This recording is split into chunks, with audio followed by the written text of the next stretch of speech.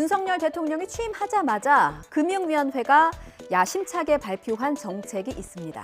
바로 새출발 기금입니다. 30조 원 규모고요. 부실차주의 빚을 최대 90%까지 감면해 준다는 게 핵심입니다.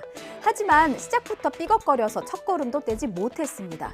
논란이 사그라들지 않는 이유는요. 지금까지 한 푼, 두 푼 성실하게 빚 갚아온 사람은 뭐가 되느냐. 역차별이라는 불만 때문입니다. 도덕적 해이도 우려되고요. 자, 금융당국이 연일 해명에 나섰습니다만 논란은 사그라들지 않고 있습니다. 강희경 기자입니다. 상환 능력에 맞게 장기 분할 상환, 금리 인하, 원금 감면 등 과감한 채무 조정을 지원하겠습니다. 그러나 반응은 그다지 좋지 않았습니다. 새출발 기금이 각 지방자치단체 산하 지역 신용보증재단의 보증 채권을 헐값에 사들일 가능성이 제기되자 지자체마저 공개적으로 반대 목소리를 냈습니다. 금융당국은 연일 해명에 나섰습니다. 소상공인 자영업자 330만 명 중에 신불자는 10만 명입니다. 3% 세상을 위한 정책이 새출발 기금입니다. 논란 끝에 지난 18일 새출발 기금의 세부 운영 방향을 발표하기로 했지만 이마저도 돌연 연기했습니다. 정작 같은 날 열린 설명회에서는 이금융권을 중심으로 지원 대상이 지나치게 넓다는 등의 반발이 쏟아졌습니다. 논란이 커지자 금융당국은 자산보다 빚이 많은 경우에만 원금 감면을 해주기로 하는 등 기준을 강화했습니다. 각 기관의 이해관계에 따라 일부 반대가 있을 수는 있지만 순부채를 기준으로 자산과 소득을 함께 고려하는 가운데 도덕적 해이 문제를 최소화할 수 있다는 범위 내에서는 가능한 제도로 생각됩니다. 일본이 11월에 해상자위대 창설 70주년을 기념해서 국제 관함식을 엽니다. 서태평양 지역 우방국 해군을 다 초청했는데요. 우리 해군도 초청을 받았습니다.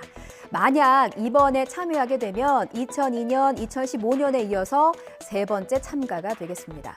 한일 관계 개선 기조가 명확한 윤석열 정부인 만큼 이번 일본 관함식에 참석할 가능성은 높은 것으로 검토되고 있습니다. 하지만 난관이 있어요. 바로 제 머리 위로 보이는 우길기 관련한 논란입니다. 신준명 기자의 보도 보시겠습니다.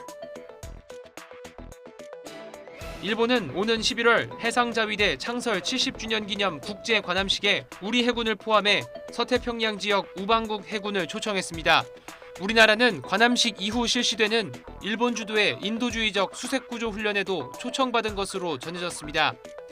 군 관계자는 국제 관례와 과거 우리 해군의 참가 사례 등을 종합적으로 검토해 참가 여부를 결정할 방침이라고 설명했습니다. 하지만 제국주의의 상징으로 인식되는 우길기가 걸린 함정들을 일본 총리가 사열하는 행사에 우리 해군이 참석하는 건 부적절하다는 비판도 또 불거질 것으로 예상됩니다.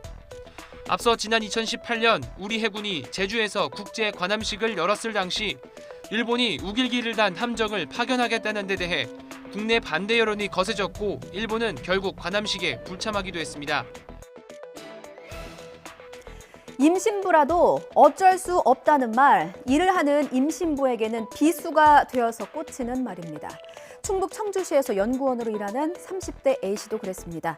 한국농어촌공사가 발주한 용역과제를 수행하면서 공사 관계자와 소통 업무를 담당했는데요. 임신 중이었지만 프로젝트 마감일이 다가올수록 야근과 휴일 근무를 지시받았다고 합니다. 결국 야근 다음 날 진통이 시작돼서 임신한 지 6개월 반 만에 아이를 낳게 됐고요. 이른둥이로 태어난 아이는 심장 판막 수술까지 받았습니다.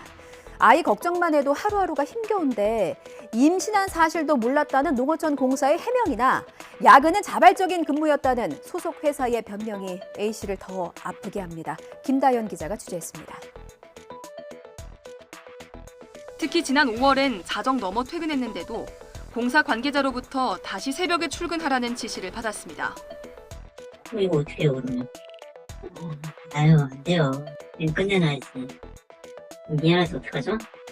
하지만 갑작스럽게 배가 아파 퇴근 후 곧바로 병원을 찾았고 나흘 만에 미숙아를 출산했습니다. 몸무게나 호흡, 수거 이런 게 다 지금 미숙한 상태이고 그리고 의사 선생님이 자폐나 그런 발달장애 이런 거를 말씀을 하셨는데 말이 다 이제 주고받으니까 저에 대한 안 좋은 얘기가 나오거나 그럴 수가 있잖아요. 혹시라도 제가 막 둘째를 임신하거나 뭐 그랬을 때도 또 안 좋은 이익을 받을 수도 있고 그런 게 다 걱정이 되는 거죠. 연구 용역을 발주한 농어촌공사는 A씨가 임신부라는 사실을 알지 못했다며 당황스럽다는 반응입니다. 전화로 새벽 출근을 지시하는 과정에서 그럼 어떻게 하느냐고 말한 건 임신 사실을 처음 알게 돼 걱정되는 마음의 한 말인데 A씨가 오해한 것 같다고 해명했습니다. A씨가 속한 연구소 측도 잘못이 없다고 발뺌했습니다.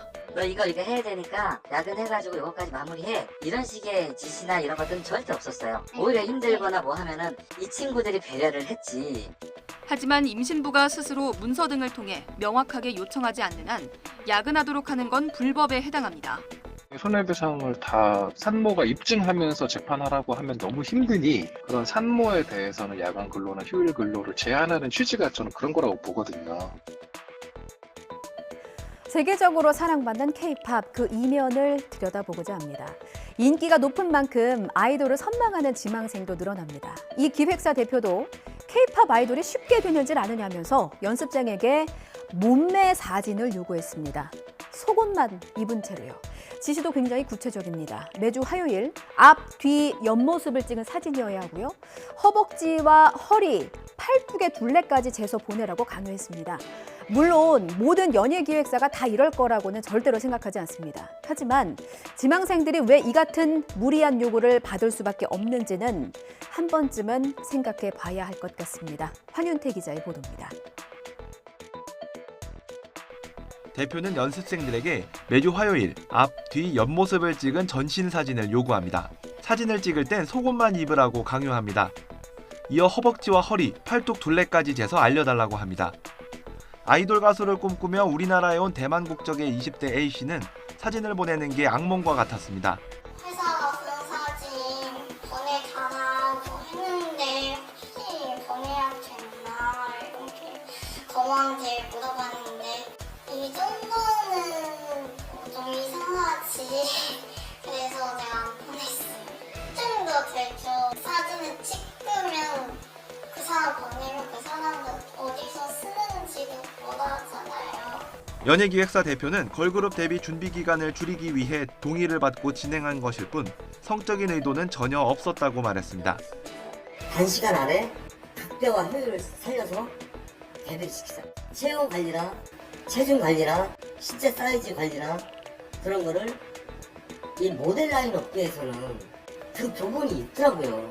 고발장을 접수한 경찰이 본격적인 수사에 나섰습니다.